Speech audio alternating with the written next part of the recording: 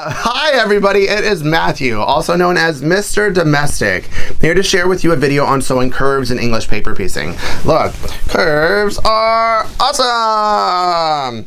So I worked with these itty bitty apple cores to try and uncover the technique that's best for me in tackling curves. And after talking to a bunch of you out there, it seems that many of you are intimidated by sewing curves. But I'm here to tell you, there's no reason to be scared. Curves are awesome! So, if you're here to learn my technique for sewing curves in English paper piecing, then stick around for some fun. So, this video is going to be in two steps. The first step is going to show you how to baste using glue your curved pieces in English paper piecing. And then the second, which will be after this, will be in using a flat back stitch. I didn't invent this stitch, but it really works well for curved piecing. So the first thing you'll need for this is you'll need a rotary cutter.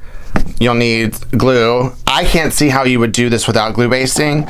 You'll need some snips because it will be different how you prepare it for the concave part of the curve to the convex part of the curve. And then you need your shape and then your fabric. So I'll put this stuff aside, and I'm going to be liberal with the fabric around the curve. Usually I like a 1/4 inch, but I'm going to go ahead and go for like a 1/2 inch on this one. It's a bigger piece, and I'll explain why in a second. So I'll just cut around. See, that's a lot of excess fabric, but this is a big shape and I really want y'all to learn. Cutting away from myself with my Sue Daily turn-arounder thingy. What's it called? A lazy Susan? Is that what it is? Is that what it's called in sewing? Okay, so I prepared my piece. Yeah, it's a little wonky, but whatever. And then now I'll take my glue, and I am going to do the convex curves first, which are the ones going out. And just take your glue, and you want to make sure that it doesn't hit the edge, especially here. You're going to need that pocket for the flat back stitch. And I'm going to be liberal with it. And then just start here. You press it, and then just press it, and then press it, and press it. And then keep pressing it around. And it'll stay because of the glue. You could heat set it with an iron if you needed to, but with the amount of glue I put on here, I think this is good. And then I'm going to do the other side. And then I put the glue on there. Then I'm gonna press and press and press and press. Press and press and press and press and press. So that is the convex curve. Let's see, it looks cute. It looks cute. The next is the concave curve. This is where you need your snips here. And you're gonna snip. You don't wanna get right to the edge, but you're gonna wanna put at least 3 snips in here. Here, I'm not hitting the edge. Here. And here, because this is going to expand when you fold it over. Then I'm going to do it here, here, and here. A little bit more. I didn't get to the edge of it. It's about, I don't know, 1/8 of an inch away from this shape. So depending on the size of your shape will determine how much. And I'm going to do the same thing. I don't want it on the edge because I really want that pocket for the flat back stitch. And I'll do one. Then I like to start in the center. You can see. And then I make sure to really pull it here and then here. And then I'll do it again. See? See how I got it? And I'll do it again here to show you. It's kind of using the biasness. It's kind of like whenever you do bias strips, how it has some stretch. Right here, there's a little bit of stretch, so it'll give for you in the curve place. Once again, what do? I start in the center. Do the center. Make sure that's really set before going to the edges. Dun, dun, dun, dun, dun, dun, dun, dun, dun, dun, dun. So, ta-da! Let me flip it over so you can see it. Ta-da!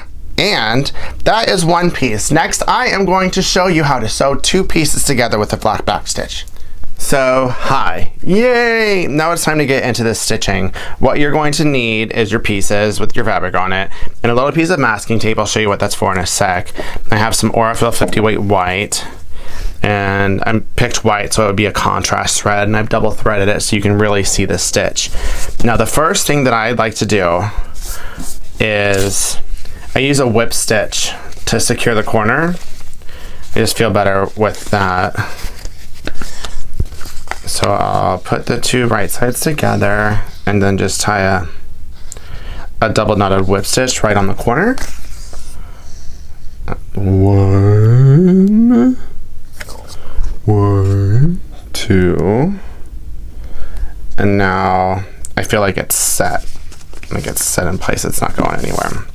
And then this is where the masking tape comes in handy. It'll just keep it in place whenever you're flat backing it. You can pick it up and move it around. I'll just tape it right there. Ta-da! See how I put the tape there? And then flip it over, and you will start the flat back magic. And this is why it was important to make sure to keep this pocket right here, because you're gonna be sewing into that pocket in the back, as opposed to a whip stitch, how you sew on the edge. With the flat back, you're sewing into that pocket between the glue. And let me see if you can see it. Make sure. And I usually flip back and forth between sewing towards myself and sewing away from myself.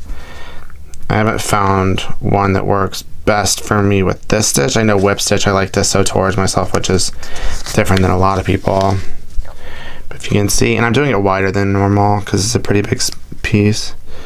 But it's like, one, you get a little bit further away from the edge, you get in there, and then you want to get that edge at the next piece, and then you'll stitch it. And usually like every 2 or 3 stitches, I'll put the needle through the loop and just secure it so it stays in place and doesn't move, since this is nimble and likes to move around. I'll keep doing it.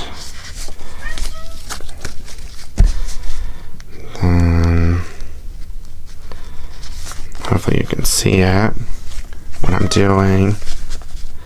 And then, just so you can see the difference, I'm going to sew away from myself. So I want to make sure you see the stitch really well. See how it's going.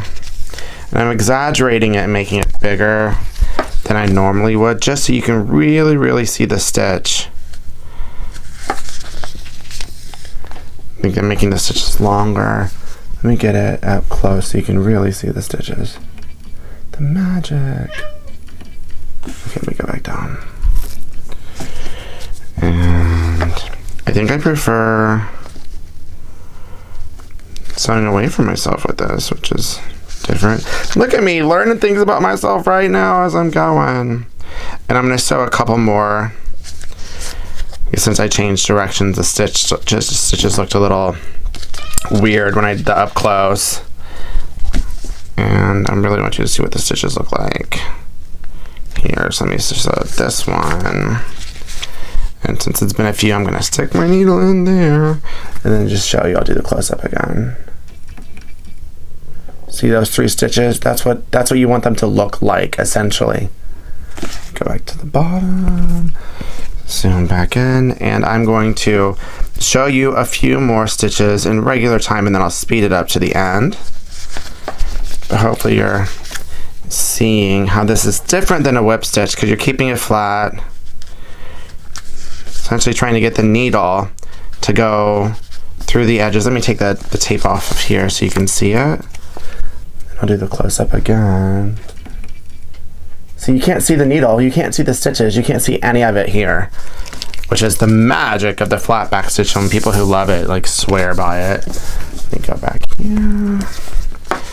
I'll do a few more. Slower. And then I'll speed it up now until I get to the end and show you how I secure it.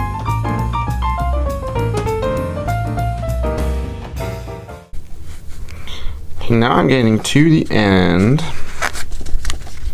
so I'll show you the final few stitches, so you can see that the flat back goodness. Just a few more times, and then this is the end, and this is the end. So what I'm going to want to do here is, this is just what I wanted to show you. It's the same way that I end all of my pieces. It's like that ninja action. Just turn it, and then I'll pull the needle through, just to really secure that end. I'll leave the needle on here, and now I'm gonna bring it up for you. The magic of technology. So you can see the stitches, and once again, they're longer and wider than I normally would do it, but it's harder to sew like 3 feet away from you than like really up close how it normally would be for the video. And so make this your own, but I'll show you the magic on the other side. Look, look, look, look. Okay. Look. Ah! So this is where I use a contrast thread. You can't really see the stitches. I wouldn't even normally use a contrast thread, but look at the magic of that. This is why people swear by it, is because you can't see the stitches. But for me, my whip stitch is on point, so I'm really satisfied with it, but I'm really, really excited about this stitch. Didn't invent it, but really excited about this stitch for curves. So yay, curves are awesome! So, curves, they're not quite so scary, are they? Now you might not want to dive right in and with these itty bitty apple cores, but I bet you can grab yourself a 6-inch apple core and get to town. So, if you like this video or you got some tips or some laughs, and make sure to give it the thumbs up. And while we're on the subject, if you've been watching my YouTube videos and you haven't subscribed yet, now is your time. I'll give you a couple of seconds. 1, 2, okay. Keep it positive, y'all. Mr. Domestic out.